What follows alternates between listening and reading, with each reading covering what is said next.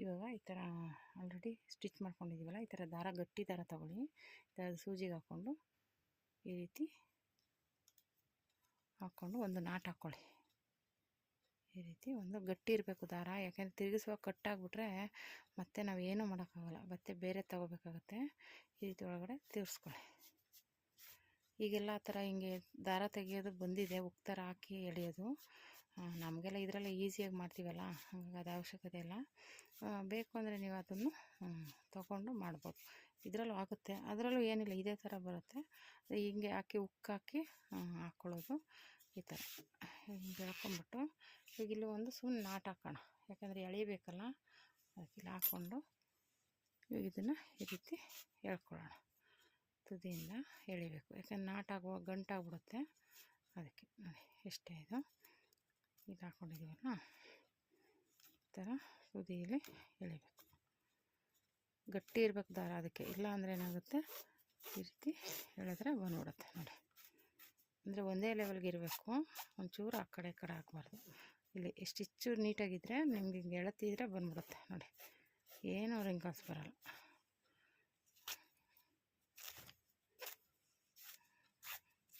ಎಷ್ಟು ಸಣ್ಣ ಬೇಕು ನೀವು ಎಳ್ಕೊಬೋದು, ತೊಂದರೆ ಏನಿಲ್ಲ. ದಪ್ಪ ಆಗುತ್ತೆ ಆ ಥರ ಏನೂ ಇಲ್ಲ, ಸಣ್ಣದಾಗೆ ಬರುತ್ತೆ. ತೋರಿಸ್ತೀನಿ ಅಷ್ಟೇ. ಇವರು ಸ್ವಲ್ಪ ಸಣ್ಣದಾಗೆ ಕೇಳ್ತಾರೆ, ಜಾಸ್ತಿ ದಪ್ಪ ಮಾಡಬೇಡಿ, ಡೋರಿ ಸಣ್ಣದಾಗೆ ಇರಲಿ ಅಂತ ಕೇಳ್ತಾರೆ. ಒಂಥರ ದಾರದ ಥರ ಪೈಪಿಂಗ್ ಥರ ಇರಬೇಕು ಅಂತ ಆಸೆ ಪಡ್ತಾರೆ. ಈ ಥರ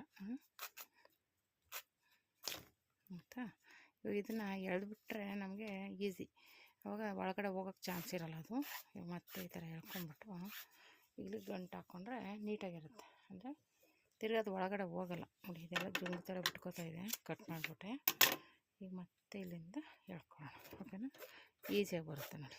ಇಲ್ಲಿ ಗಂಟು ಹಾಕಿರ್ತೀವಲ್ಲ, ಗ್ರಿಪ್ಪು ನೀಟಾಗಿ ಸಿಗುತ್ತೆ.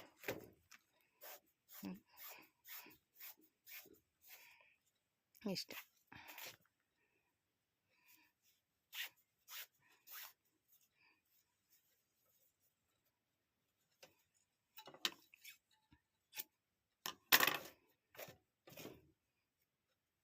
ಇದೆಲ್ಲ ಈಸ್ಕೊತಾ ಇದೆ, ಈ ಸ್ವಲ್ಪ ಇದಾದ್ರೂ ದಾರ ಓಪನ್ ಕಾಣಿಸುತ್ತೆ, ಅದಕ್ಕೆ ನೋಡ್ಕೊಂಡು ಎಳ್ಕೊಳ್ಳಿ.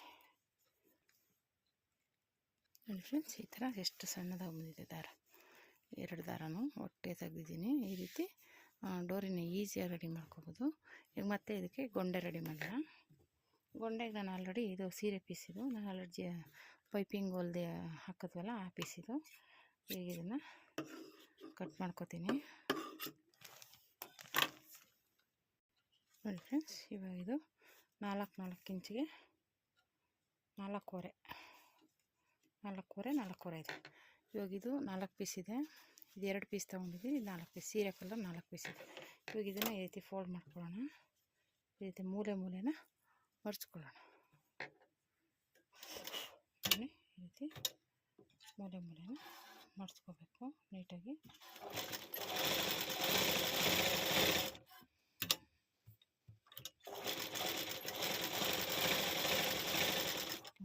ಇದನ್ನು ಅಷ್ಟೇ, ಈ ಎಲ್ಲ ಪೀಸನ್ನು ಹೀಗೆ ಫೋಲ್ಡ್ ಮಾಡ್ಕೋಬೇಕಾಗುತ್ತೆ.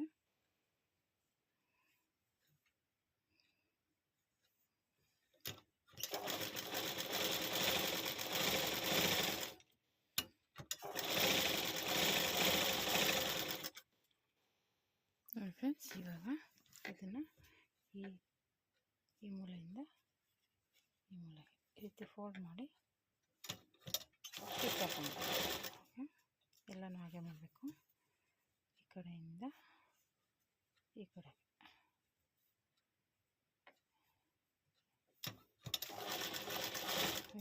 ಎಲ್ಲನೂ ಹಾಗೆ ಸ್ಟಿಚ್ ಮಾಡ್ಕೋಬೇಕು.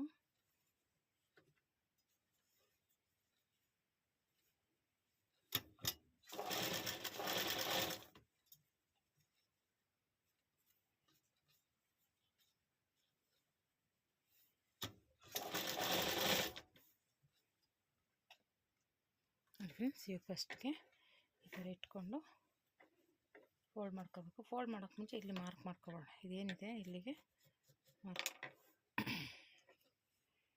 ಇದನ್ನು ಫೋಲ್ಡ್ ಮಾಡಿ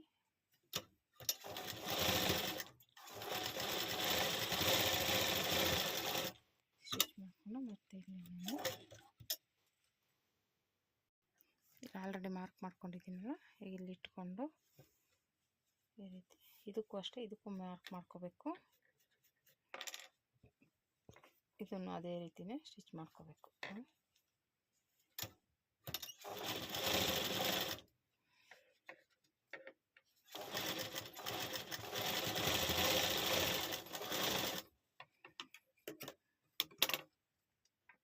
ನೋಡಿ, ಮತ್ತು ಇದು ಮೂರನೇದು, ಇದನ್ನು ಹಾಕ್ಕೊಳ್ಳೋದು.